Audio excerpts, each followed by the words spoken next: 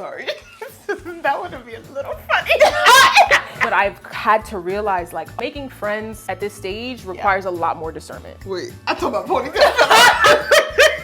What I want is to not be the breadwinner. Cheers! Yeah.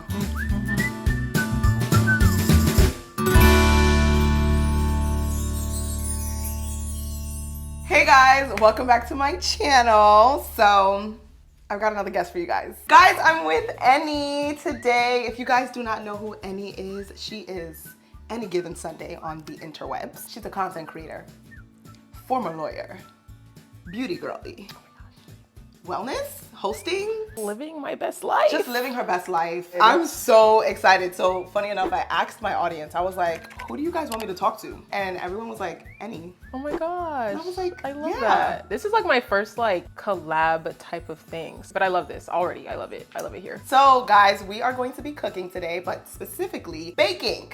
Because I know Eni loves baking. If you guys follow her, you know she be baking and she be hosting. Love to do a little something in the kitchen sometimes. First of all, you are eating us up with the hosting setup. I said, Eni, relax. Relax. So I figured we could just like, you know, bake something. Yeah. Just kind of have a little bit of girl talk. Yeah. Because why not? Who doesn't love girl talk? So, do you want to do the honors of telling us what we're baking today? Yes, we will be baking banana bread. One of my favorite recipes is actually Chrissy Teigen's banana bread recipe. It's actually a secret weapon of sorts. Not that I use weapons, but it's a secret, you know, recipe. Like I actually don't think I've ever shared this on my platform because it's one of those, keep it in your back pocket. I see. I know what she's trying to say. Yeah. This is the recipe when you want banana bread, when you want to, you know, wow some people. Sweet some people. Yeah, this the one. Okay, Perfect. So we have all of our ingredients here. I'm actually lactose intolerant, but I just take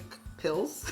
You know what? I saw a video the other day that was like, being lactose intolerant is the default. Yes, we're not supposed to be eating animals' milk. I think I low-key might be as well, but I also don't really have dairy enough. Pretty much cut it out of my diet. And so I'm like, yeah, like when I have cheese sometimes, like I'm feeling a little off. Yes. But it's small things like this that I'm just like, oh, I didn't realize, but you know, I don't have it often enough. So yeah, I think chances are, if you're watching this, you're lactose intolerant. You're probably lactose intolerant. So that's for all of my brothers, because they always come in at me for being lactose intolerant. They're like, we're not I'm like, yes, you are. Yeah. You just don't realize it. Anywho, so we have everything today. We'll make an exception because I want some banana bread, so I'm gonna have the lactose. We'll have all of the ingredients down below. So we'll kind of just be talking and chatting and making the banana bread while we're chatting. So if you guys are excited for today's video, give this a thumbs up. Make sure you are subscribed. Let me know who else you want me to talk to. And yeah, so that I keep these up.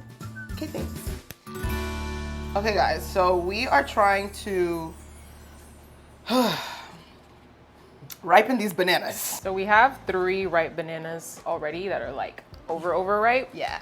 But the recipe calls for like 5 to 6 ripe bananas. Little hack to like ripen but really soften bananas when you need them ASAP is to heat them up. So either throw them in the oven or throw them in the microwave for 30 seconds at a time. And that's what we did, but we didn't consider the fact that like the bananas would actually be hot. So they're like really hot, which wouldn't be an issue normally, but we have to mix eggs in. Yeah. And the eggs would probably cook if we mix them with bananas this hot. So we're trying to cool these bananas. Chronicles of baking. Things don't go as planned.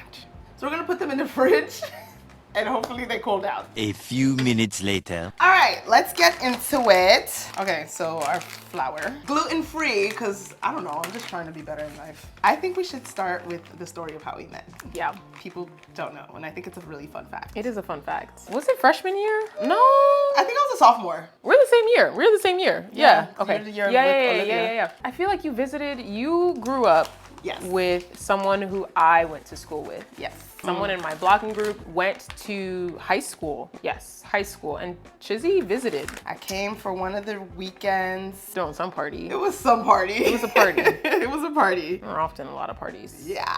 I would visit a lot of different colleges. Like my friends were all over. So we just picked the weekend and we came and then I met you there. Because you were one of the mutuals. So that's actually how we met. So we met in 2015, 16, one of those years. One of those years. Didn't know that we'd be in the same field. Yeah. You were studying law. I was. You were studying law, and I was studying biology. That's crazy.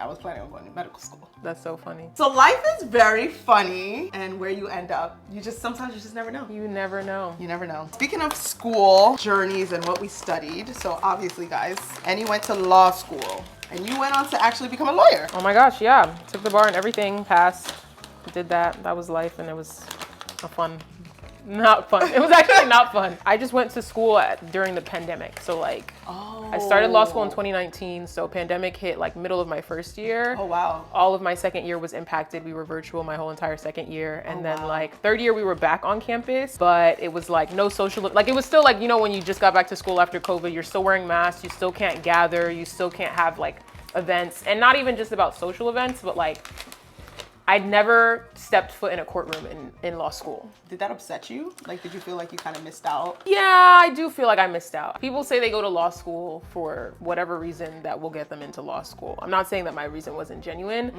but I went to a school where it's very easy to get pushed towards corporate. Okay. I knew corporate was not for me. I had never worked a corporate job in my life. I was a teacher before I went to law school. And that was specifically because I did not want a desk job. So I'm like, you know, I'm gonna do education policy, juvenile justice. One thing I will say, the adolescent clinic at my law school. It's a lot of sugar. That's why I said I don't make this often. Like, Maybe just like half of it. Maybe just like half of it. So like a 6. I'm also like on a no sugar diet. No, we're not eating all of this. We're just gonna have a little and then you can take the rest home. yeah. So I went to law school for like an education like focus or a youth focus because I really care about kids.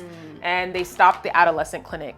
Like my first year of law school, which you don't get to do clinics your first year, that was the last year of the adolescent clinic. Wow. So it's kind of like one of those things where it's like the reason that you go to a law school is for all of these experiences, and I didn't really get to have any of that. And then on top of that, I'm behind a screen. So I really was just like, I'm just here to do the things that the people say I'm supposed to do. Like I'll take the classes, whatever. I didn't really get to come to law school and say, okay, I may have come for this one thing, but can I explore this other path? Things, can I really find out if the thing, like I didn't have the option to explore the juvenile justice path. I didn't have the option to really explore anything. So really all I did was just do the things that like people say you should do if you are going into a corporate job, which is what most people do. I would assume that almost like played a role in kind of how you ended up almost into content creation. Yeah, I think so. I had started creating content before I even went to law school. Yeah. It was like the thing that made law school bearable for me. So when I decided to stay in New York for law school, I was very happy because my little brother was the one who was taking my pictures. And so I'm like, oh, like because I'm still in New York, my family's from New York. Because I'm still in New York, like I can still call up my little brother and be like, hey, we're going here to do a photo shoot, like on the weekends. I love that. So essentially by staying in New York for law school, I was able to keep like content creation alive. And I feel like that's the thing with like content creation sometimes. I mean, you can do it intentionally. I don't think there's an issue with that, but there's nothing like it just happening organically because you enjoy it. And then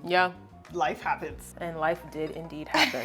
Okay, so what made you want to actually go into content creation full time? I know my story, but I want to know your story. So my platform was growing. I vividly remember hitting 100K on Instagram. That was like a goal for a long time, and I hit that goal. Was that before TikTok? Did I hit 100K before TikTok? No. Instagram is like my platform of choice, and I feel like people can tell. Like I can like do, but I just feel like I started on Instagram. There's just something about like all of the different, I don't know, it was just my comfort zone.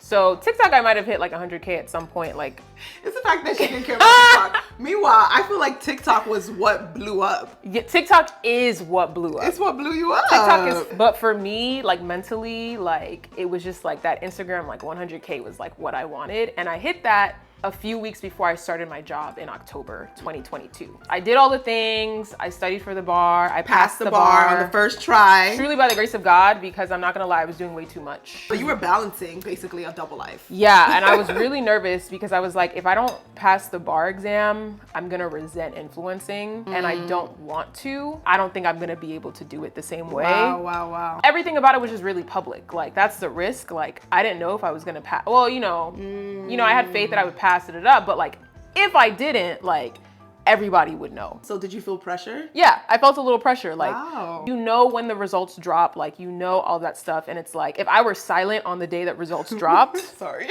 That would have been a little funny. You know what I'm saying? Like, I'm a very big person on, I'll talk about it once it happens in retrospect. But you like shared it beforehand. Yeah, exactly. So now they're following along. Like a TV show. Like a TV show that you don't know the plot, like you don't know how it ends. Yeah. Versus like saying like, when I was in college, doing story times of the past versus like living your life and like taking people along for the journey. Interesting. And like people love the journey, like going along for the journey, but the risk is like, I don't know how it's gonna end. So I was doing all of that, started my job, and I was happy because I hit that 100K before I started my job. So I was like, great, like I've hit the milestone. I can fully focus on my job without feeling the pressure of like also trying to grow online. But when I started my job, I don't know, I was just very paranoid. I was very on edge because it's a very traditional environment. And I just felt not weird, but felt like people would judge me for it. I always say like everything I post online, there's nothing that I would hide. When I was a teacher, I taught 7th grade students. My Instagram was public. If they wanted to go look at it, they would just see me. And I'm not saying anything. I don't say anything crazy. I don't do anything crazy. There's nothing that I would hide. Still, I just felt like in a world, in a profession that was very traditional, that people would judge me regardless. Just because of the environment. Exactly.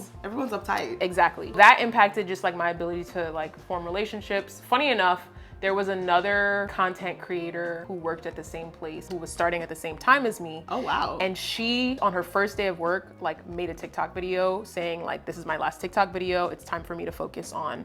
So like I was working at a place, and I don't know what the circumstances surrounding that were, but I was working at a place where like someone actively who was like big on TikTok or large enough on TikTok, like decided to cut her social media presence. And I don't believe that she did that like on her own. So I was just like, dang, like it's just me out here. Like it's just me out here still trying to do this. Ultimately, you know, I was doing my own thing, but like as I continued to grow, things like that, I just knew it was a matter of time before like things got a little crazy. This is actually a very long story, so I'm gonna try and like speed it up. So that's happening on one end, where I'm like in a place where one, I'm feeling a little paranoid, feeling a little uncomfortable. Like I'm very proud of what I've built online, but I know that people won't feel the same way.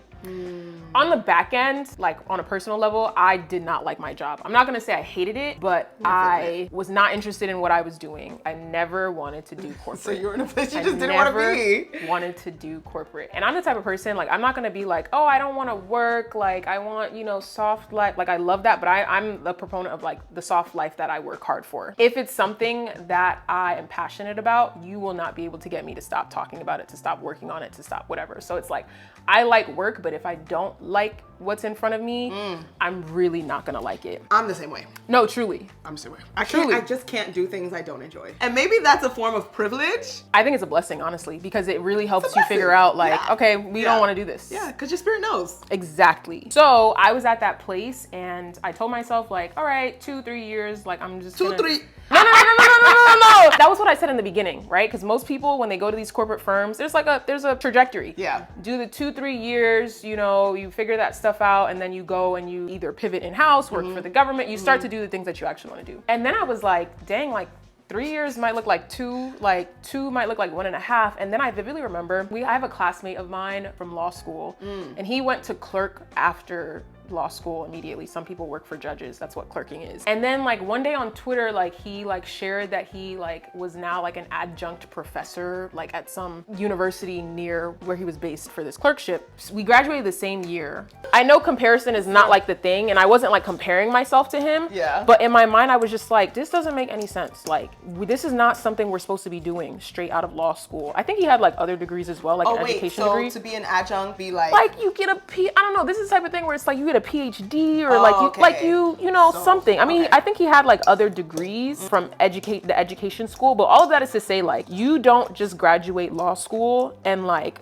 some people are now calling you professor. That's just not like a thing. Okay. And so when I saw that, I was just like, this doesn't make any sense. This person is doing something that makes no sense at all, and they're like able to do it. And so it's just like, I felt a little way because like I really liked teaching. And I think in life in general, like I really like education. I think even in the content that I put out, like education is like really important to me. Just talking and teaching and like that type of stuff, like I love. And so I'm just like, a career coach or a career services person would have never told this person like, yeah, you can be a professor. Like they're not gonna tell you that, right?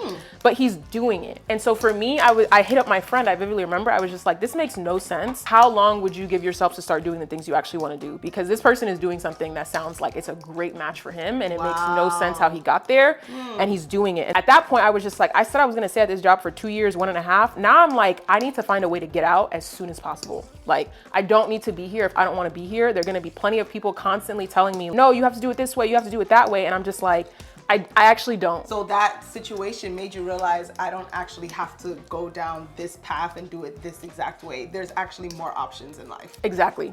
Yeah. That was literally it. I was just like, it broke a limit in your mind. Exactly. That's the thing. Like, having conversations with other people about it, like they still may not get it, but like, I know how people will be like, oh, be delusional or whatever. I was just in my like, being delusional actually is not delusional in this instance, because like there's a real life example of like, if I want to teach, like, I can find, like, I need to do that as, like, I need to get on the path to doing that. I don't have to do some, like, okay, you spend 2 years here and then you go here and then you go here. Like, I don't need to behold, like, myself to what people say you need to do. So that conversation was in January of 2023.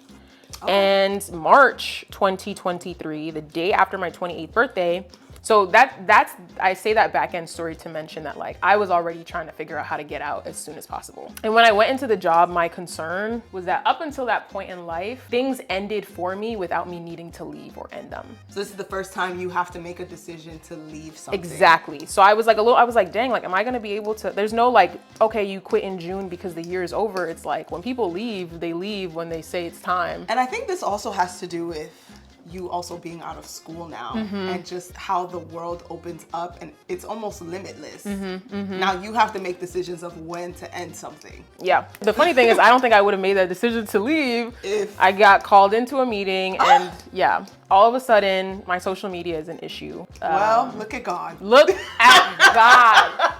No, really, look at God. That's why people don't understand, like, the quickness with which I left, because a lot of people were like, oh, like, you didn't have to, or like, you could have worked it out. And I'm like, I know, I'm sure I could have worked it out or whatever. You didn't want to work it out. I didn't want to work it out. And it's kind of like praying for God to remove, like, somebody in your life, and then they're like, hey, I don't actually want to be a part of this relationship anymore. And you're like, oh, okay. Yeah, no, great. I'm like, glad we both agree. Glad we both agree. So yeah, long story short, I'm not going to be like, you can Google it, but like, it was a big news cycle moment or whatever. Yeah, I remember that. Yeah, which was crazy. Got called into a meeting, and essentially there's like a policy that like you can't work outside of work. That's a whole separate topic, and that's something, if you're working a corporate job for the first time, which I had never done before, there are certain policies. There's a policy that says that you can't work outside of work. The policy said other things like you can't have a non-passive ownership interest in a business. So like you basically can't own your own business. Oh, wow. Which was also, for me, I was just like, well, I was already trying to calculate how to start a business. Like,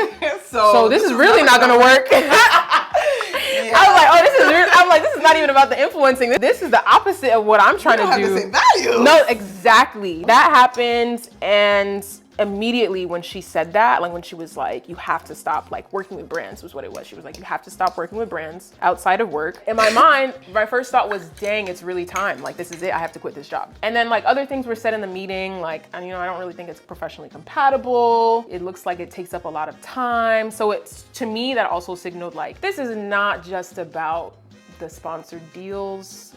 This is about being a public figure online. And that was when I was like, yeah, nah, I really gotta go, because this is whatever. So called my mom. She was really supportive. She's a Nigerian parent, but I'm very grateful because she is like very understanding. And for her, she's always said, because a lot of people ask like, well, how was your Nigerian mom? How did she respond to that? Yeah.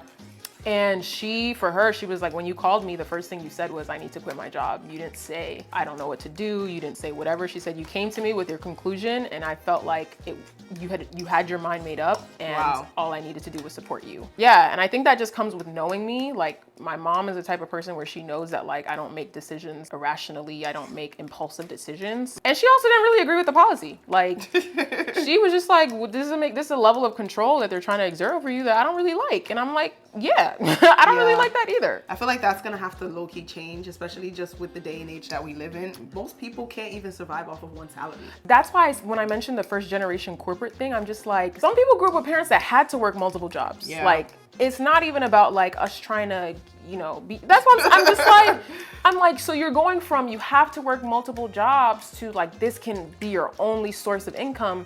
In this economy, like people are trying to figure out ways to, and I know the big bosses at the top too. I literally was about to say, I feel like they only emphasize that for certain people. I was just like, oh, this is really like not a day wasted. Like we're not even gonna like waste any time. Like this is a new year, new beginnings, for real, for real, for real. So wow.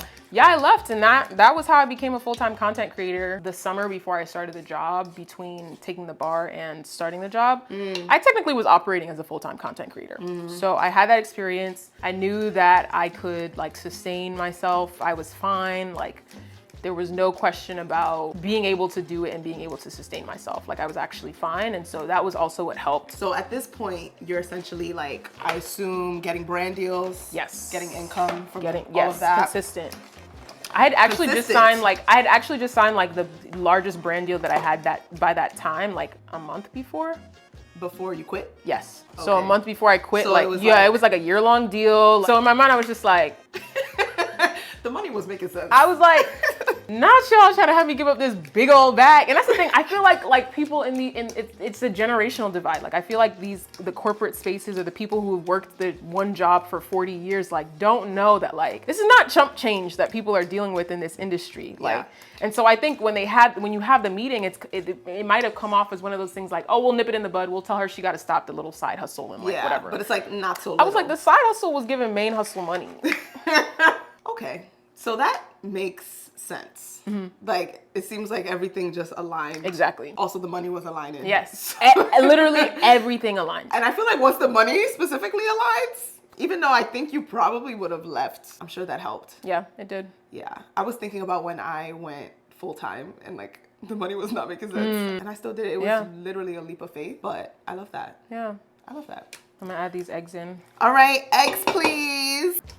Ooh, okay, so you're a full-time creator now. I am. I think one thing that really stands out with you that a lot of people love is your discipline. Oh, wow. And your ability to multitask. They love that. If you follow Eni, a lot of your page has to do with planning. Like planning, organizing. Would you say you're like a type A person? Absolutely, type AAA. Not type AAA. I'm type triple Z. We're opposites. Opposites attract, I guess. Opposites attract. No, every type A person like needs a type B, and every type B needs a type A. I always say like anybody that's gonna be on my team has to be more type A, because you gotta organize for me, please. Okay, so you've always been that way. Yeah. Yeah? Yeah, always. But what advice would you give to somebody that wants to build their discipline? Pick one thing and start there. I feel like a lot of times people overwhelm themselves because they see people who have like full routines, or they have this full idea that they want in their head, and it's like you have to build on blocks. So if the thing that you want to start with is waking up at a particular time, give yourself that goal, right? Like give yourself just that I want to consistently wake up. We're not even talking about what you do after you wake up. We're not even talking about how you budget your time.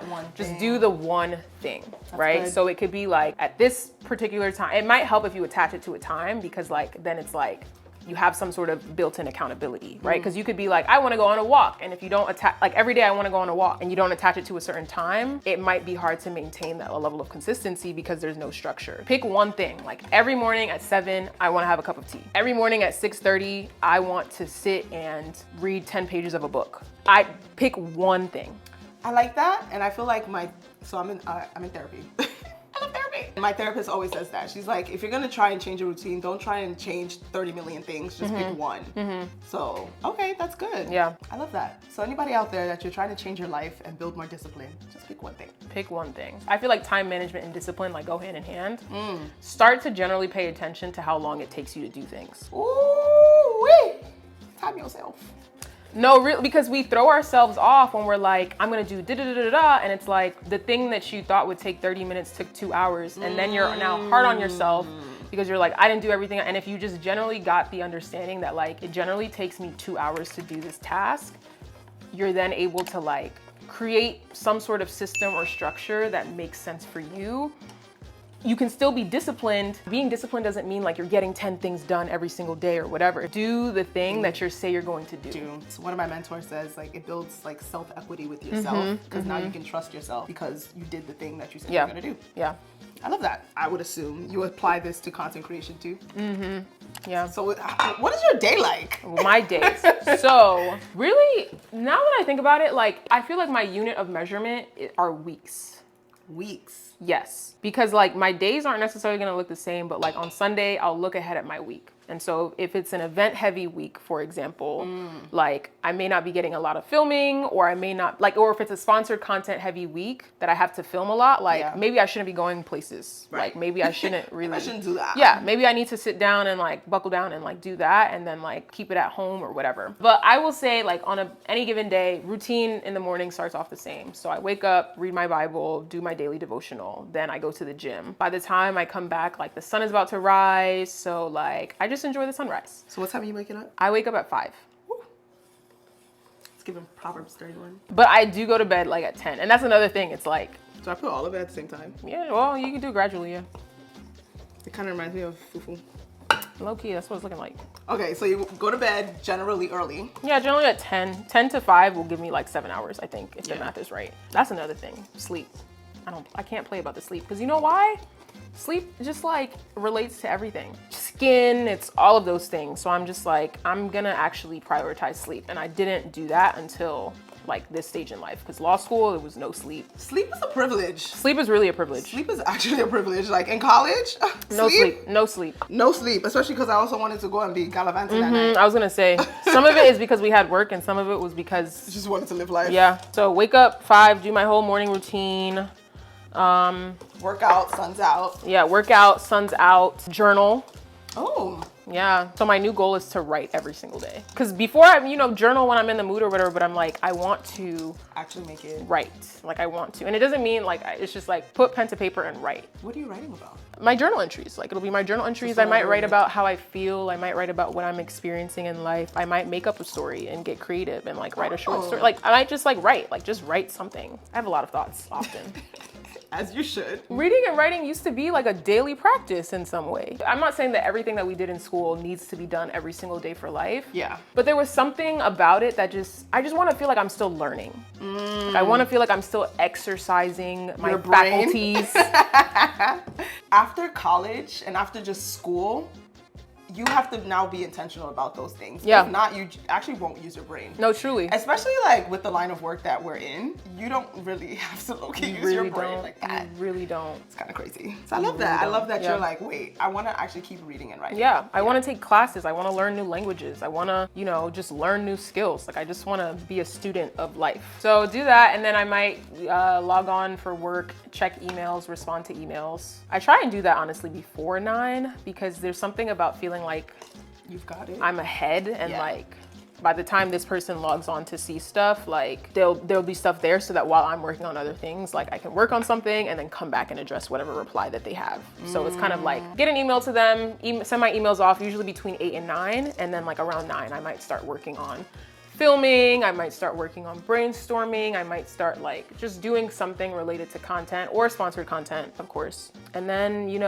midday, that might be the time I start preparing for an event if I have one, or that might be the time that I'm just like editing videos for TikTok, responding to comments, just like generally trying to be an online person creating content. But I also leave room, it's not like intentional room, but like I don't like block my days off completely, because I want to leave room for just like creative ideas. Sometimes if I have an idea, I might want to act on it right away and just like film right then and there. Yeah, that's pretty much it. And then when the day's over, I eat, make some food sometimes. I'm in bed by 10, so shower if I went out. If I stayed home all day, I'm clean still. Right. That part. Well, friends, there you have it. This is how you become successful in anything you want to do in life. Specifically content creation, law school, like just be a Proverbs 31 woman. Amen. Let's talk life post content creation and also just like experiencing success with it. but you're a public figure, right? Yeah. So it's one of those, it's a form of celebrity. What's it like navigating friendships post success in this arena?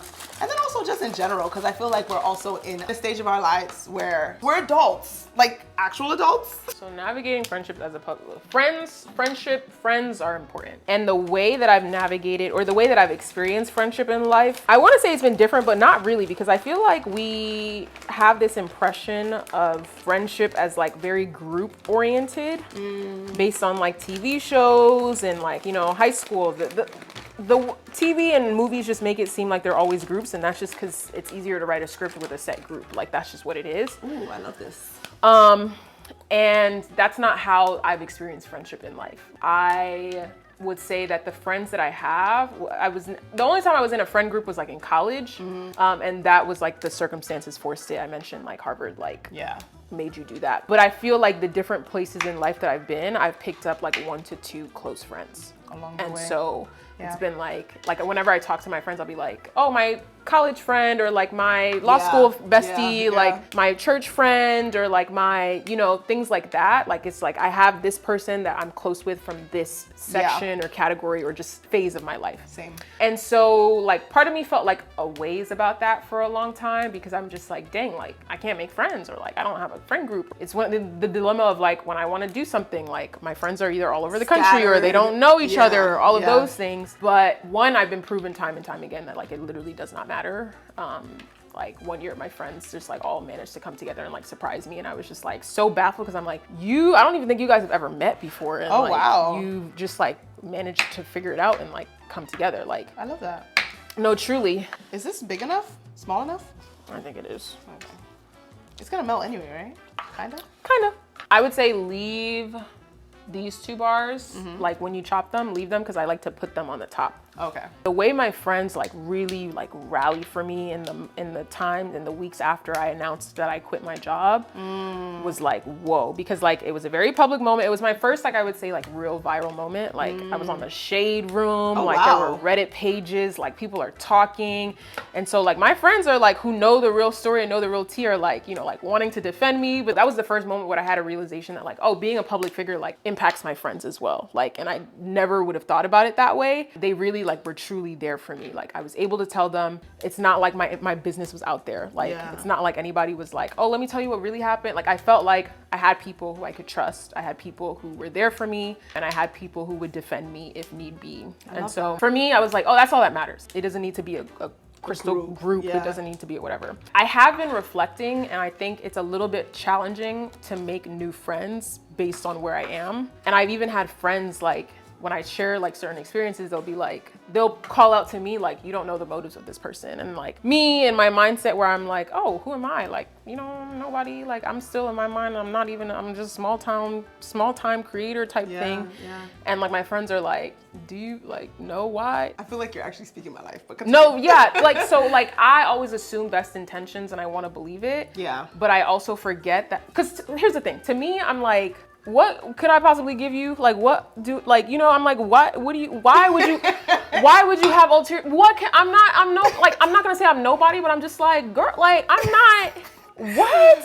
Like, the idea that someone would want to like be seen with me, or like want to prove that they know, like that baffles me as like a concept. But I've had to realize like, oh, like making friends at this stage requires a lot more discernment. Not everybody is just genuinely wanting to be friends because they're drawn to you and want to be friends. And the interesting thing about that is, because that's true, but then I also think making friends in general requires obviously discernment. Of course. And it's weird because it doesn't even matter what stage of life you're in. Like people actually just have ulterior motives for some weird reason. People can be weird. Like you can actually be doing nothing and like you'll have somebody attach themselves to you because I don't know why, because they just want to ruin your life. And want to know stuff about you. Yeah, they just want to know. It's like, for what reason? Yeah.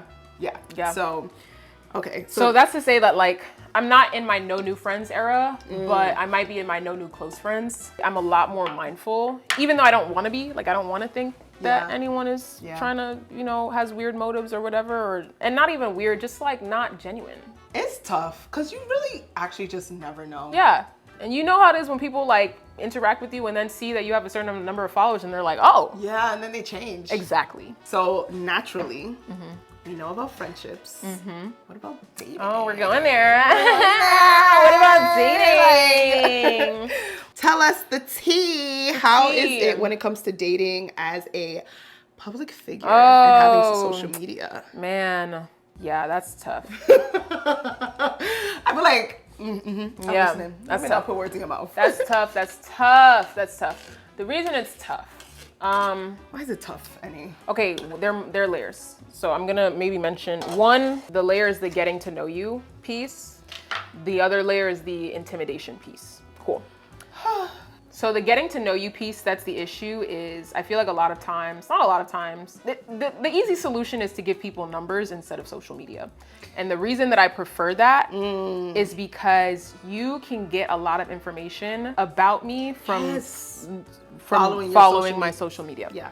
And it's not information that I wouldn't, and first I'll say, like, I'm still a pretty private person, and I still like have mastered making people feel like they know me without Actually giving the so specifics, right? Like there's still certain things that you can only know about me from like knowing me and like being in my life versus like being online. But you can gather certain things like the discipline piece. You can gather the time that I go to the gym. You can gather, like, you can know certain things about me. I don't want to say it's been used against me, but like I've had people that I've like dated in the past like slide into DMs fully knowing that like I'm gonna latch on to something. Like I wouldn't have known, I didn't realize it was a DM slide, but they knew I would respond because it was like a skincare question or like something like that, right? Like, so it's like, you know how to, like, you just have information about what your general interests would be. Exactly. That like, and you should get from knowing, from like spending time with me. Like you should get that information from spending time with me.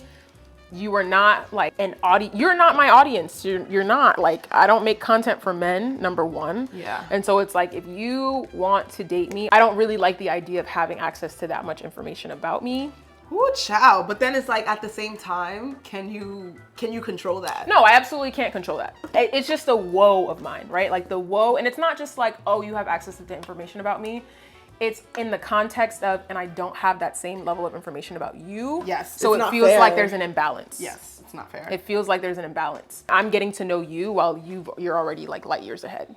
I've literally had a situation where like, I guess this guy was following me for a couple of years, and finally we like spoke on the phone and stuff, and he didn't ask me a single question about myself because he already knew. Precisely. Precisely. Like, okay. No, literally. Well, that is precisely it. So there's that piece. The intimidation piece is not a real concern of mine. Not that it's not a real concern of mine, but it's just like, I have an awareness that like people might see my page. A guy might see my page and be like, oh, this is a celebrity. Do you find that annoying? Yeah, I do. But to be very transparent, I'm not gonna say I'm used to it. If it wasn't that, it would have been the going to Harvard. If it wasn't the going to Harvard, it would have been the going to Columbia Law. Right. If it wasn't that, it would like, so the thing that makes it, it's like the cherry on top, right? So it's like, you have all of these things on paper and like you're on social media like this, like, like. I think it's actually just a plight of being a successful Black woman. You'll hear that a lot, like men feel intimidated by all the accolades that we're getting, the high education and great jobs and making more money. And it's like, dang, what are we supposed to do? I really can't do like listen. I can't help it. I really can't. I really can't. I really can't. I truly believe the person for you is just gonna accept it. They're gonna love it. They're gonna fit right in, and then that's it. Oh, they yeah. They're gonna have to. I was gonna say, have no choice. Would you want him to be somebody that's on social media, has a following of his own, or would you want him like off social media, but he supports what you do? I would prefer the latter. I would prefer what if the he latter. wants to build his own social media career? He can make money, but like, what happened to, you know? So you want a traditional like 9 to 5 or entrepreneur? Entrepreneur, cool. Yeah. I just feel like if you're a guy on social media, there are very specific avenues that you could take that wouldn't annoy me. I'm crying. Give you the ick. Yeah, they're the guys on social media who post their like dating thoughts, which I'm like, okay, well, I already like, yeah, exactly. If that's what you do. Yeah, no judgment, no judgment. No judgment at all. Do no what judgment. you feel called to do. There are guys on social media who posted thirst traps all day. Like, and Now like, that- you see what I'm saying? You know what? Do what you gotta do. Yeah. Like, and so I'm like, oh, you're handsome, but you Are dancing. have made a living off of knowing that you were handsome, which again is not a problem. You're licking your lips on the internet? It depends. Like, Yeah. it really depends. What is one deal breaker? Religion. Would love to be with a man that like has his own relationship with God. Yeah. I won't even do like a first date I'm not. How do you know that though? I guess conversation. Because I'm like, how are you having conversations before the date? Sometimes Instagram. So I won't know if they have a relationship with God, but I will probably at least know like if they are not Christian. That's good. It's important to know. It is important to know. Other deal breakers, I mean, it's not a deal breaker, but I feel like I'm a tall girl. You don't want a short man? But what if he's a king? Like, what if he's like everything that you ever needed in I wouldn't life know. and wanted? I wouldn't get that far. No, I actually understand. Pop a 4-inch heel on me, I'm 6 feet. No, I actually understand because I used to say like, I don't really care about height. And to an extent, I still don't. But I have like been in a situation where like I dated a guy that was shorter than me. And I was like, oh wow, this actually, I don't like this for myself. Feels different. I am open to any height though, I will say. The preference is 6 feet because that's where I would be in heels. Like I want you to be my height or taller in heels. Yeah. 5'11" I can do because like a lot of days I'm not wearing heels. 5'11" is almost, 6 feet with Tim's on, like, whatever. But if you are like shorter than me without heels on, Tough one. that probably is like where I would draw the line. I have 3 brothers and they're all tall. I have a brother who's like 6'3", and then my younger brothers are twins. One of them is like maybe 6'1", and then the other one who plays basketball, I'm gonna preface that because people are gonna be like, what? He's 6'8". Oh wow. So I have like, there's no, we're not a Short family. No. You know what? You deserve a tall king. Thank you. You do. Thank you. No, because that's what you grew up around. Exactly. So it's not crazy that that's what you would want. That's what I'm saying. However, when it comes to like women that are 4'9" and they're looking for 6 feet men, like it's not, it doesn't need. it's not necessary. Are we We're ready to pop it pop in the this oven? in? Depending on the pan, your baking time will vary with a bun. Estimate around 60 to 80 minutes. Put it in for 60. So yeah, this is the thing. It's like, I don't want to say I'm realistic. Like I know what, like, if I had to craft like a perfect person, Yeah. right? Like he'd be a Yoruba man who's tall, who grew up in the US, who has a good amount of money, who's generous. Because they can have money and not be generous. Exactly. And you can be generous with not a lot of money, but I don't want that. I want generous with a lot of money. What I want is to not be the breadwinner. That's good. And I think it's important that you know that because you could easily be. But In saying that I don't want to be the breadwinner, I'm not saying that I want to scale back what I'm doing. I'm saying he needs to be above that. But who was I talking to? Somebody basically brought up the point that if that is what I want or you want. I know right? where this is going. Wait, I talk about ponytail. If you want somebody that's making more than you, you are making, I'm gonna estimate, like just a significant amount of money where it's not what the norm For our age group. Yeah, I'm aware. Especially if you're now going into Black as well, for Black men. That's why I say, I don't want to say I'm being realistic. Right, But it's like, just your ideal. yes. I'm very aware that like the average 28, 29-year-old man, Yeah. especially a man who's not an entrepreneur, who's doing a traditional whatever like path, is not at his highest earning potential, like is not earning the highest amount of money that he could earn at this point without being a content creator at least. Yeah, because they could still be in school. They could just be starting their career. If that's around the age, yeah. Yeah, no, I'm fully aware. How do you reconcile that? Like, I'm asking for me No, too, so. yeah, I don't want to say, there's a thing like, and I don't want to, because we say girlies don't date potential, like whatever. Right? However, I think there is a difference between making stuff up in your head about where you want that person to be and actually having signs that that person is on a trajectory.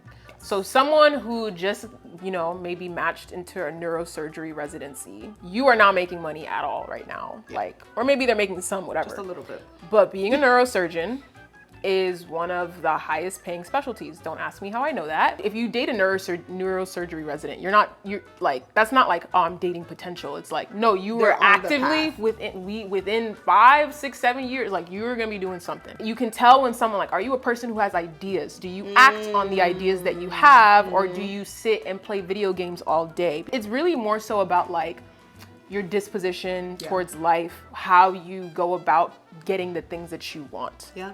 Like, it's just like, are you a go-getter? If you had an idea tomorrow, are you the type of person who's going to be like, I need to do this, I need to act on it, and is it going to generate something? That's good. Because it's like, then I can help, like, cool, we're in this together. We could do, like, let's make it work. And he has shown efforts. Like, you've seen action. You've seen the action. So it's not like you're making up, like, oh, tomorrow he's gonna, like, apply for school, but he didn't finish high school. Right. It's not the like, oh, I believe in him, I believe he can be great. It's the like, I have seen that he is capable of doing the things that he said he wants to do. And he's already walking in greatness in his own path and Precisely. Anything can happen. Like, Anything that's the can exciting happen. part too. Like, oh, like I'm not getting married anytime soon. And Like, then- and I'm just like, no, literally anything can happen. That's so exciting. It's so exciting. So exciting. Like, It's so we literally exciting. don't know what's gonna happen this year. No, we literally do not. There's so much life to live. So much life. By the grace of God. Amen. Yeah. 1 hour later. Okay. We have our final product. First off, this recipe. Yeah. And it smells incredible. I'm telling you. Incredible. Okay, so we have to do a taste test, obviously. Okay. Wow. Eni, thank you so much. Ooh.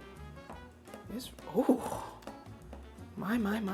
There's a new love language called shared experiences, and I think that actually might be like a big love language for me. In choosing this recipe, I'm just like, this banana bread is so good, like you have to try it, like you have to experience it. You guys have to try this recipe. If you don't enjoy it, that's Chrissy Teigen's song.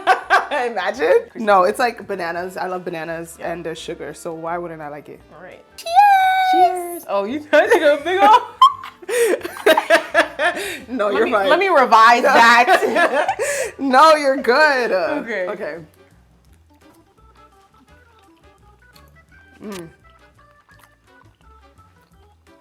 Yeah. I'm glad we put them on a sugar that we put. Yeah. The coconut flakes. Yeah. Wow.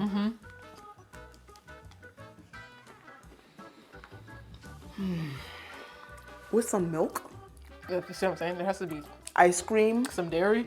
some dairy.